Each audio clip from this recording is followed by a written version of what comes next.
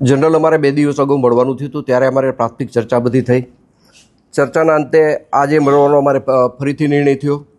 આજે અમારે એવી રીતે મળવાનું હતું કે સમાજના તમામ આગેવાનો, અમારા ભારતીય જનતા પાર્ટી સાથે જોડાયેલા આગેવાનો, કોંગ્રેસ સાથે જોડાયેલા આગેવાનો અને દલિત સમાજના આમ આગેવાનો બધાની સાથે મળીને અમે એક આ આયોજન કર્યું હતું અને એના ભાગરૂપે આ કોન્ફરન્સ બોલાવવામાં આવી છે. થોડા દિવસ પહેલા દલિત સમાજ દ્વારા જે ભોગાવદર ખાતે મિટિંગ યોજાણી હતી, જેને લઈને પણ આક્ષેપો કરવામાં આવ્યા. મારી દ્રષ્ટિએ મેં કોઈ આવી વાતો સાંભળેલી નથી, પણ આ આજુબાજુમાંથી મને એવી વાત મળેલી કે ભાઈ રાજુભાઈ સોલંકીએ કોઈ મોટા પૈસાનો સોદો કરીને આ સમાધાન કર્યું છે.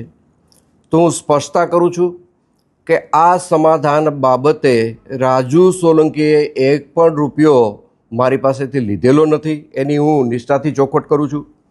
રાજુ સોલંકીએ જરૂર મારી પાસે એક વાત રજૂ કરી છે, પણ એમાં રાજુ સોલંકીનો કોઈ સ્વાર્થ નથી. રાજુ સોલંકીએ મારી પાસે એ વાતનો પ્રસ્તાવ મૂક્યો હતો કે હું અમારા સમાજની ગરીબ દીકરીના સમૂહ લગ્ન કરવા જઈ રહ્યો છું. સમાજ પાસેથી મારે ફાળો લેવાની ઈચ્છા નથી.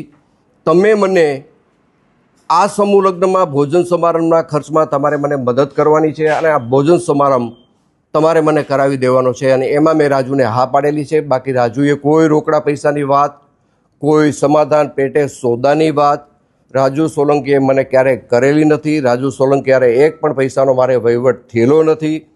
હું બધાને વિનંતી કરું છું કે આ પ્રકરણને અવળે રસ્તે દોરવા માટે, ગુમરાહ કરવા માટે જે વાતો સમાજની વચ્ચે મૂકવામાં આવે છે, એમાં મૂળ મુદ્દો પૈસા છે. પૈસાની આ સમાધાનની અંદર કોઈ વાત નથી આવી. પૈસાનો કોઈ સોદો નથી.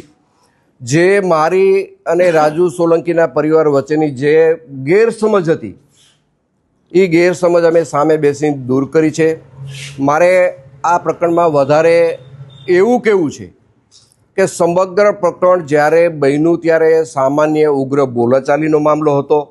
આ મામલો વધીને 2 દિવસમાં બનાવ પછી પૂરો થવાનો હતો, પણ રીબડા અનિરુદ્ધે આખા પ્રકરણને ગેરમાર્ગે દોરવા માટે રાજુ સોલંકીને કાંઈ કીધું, સમાધાનનું કાંઈ આમ વાત કરી, આ તે વાત કરી, પૂરેપૂરા સમાજને ગુમરાહ કરવામાં જો મુખ્ય ફાળો કોઈનો હોય તો રીબડા અનિરુદ્ધનો રહ્યો છે. રાજુ સાથે બેઠા પછી મને ઘણી વાતની ખબર પડી કે આ પ્રકરણમાં રાજુ કંઈ દોષિત છે જ નહીં.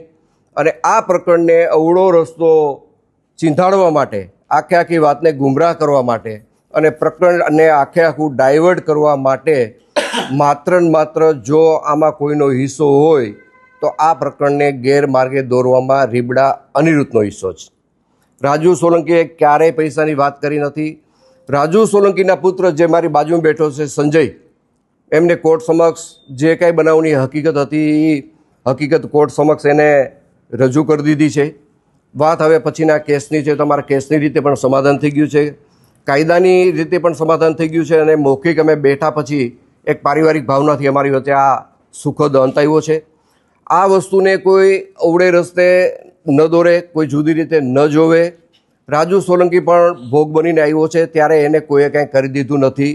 અનિરુદ્ધે માત્ર ને માત્ર વાતું કરી છે. અનિરુદ્ધ તરફથી રાજુ જેલમાં ગયા પછી કોઈ જાતનો સહકાર મળેલો નથી. રાજુની હાજરીમાં હું કહું છું.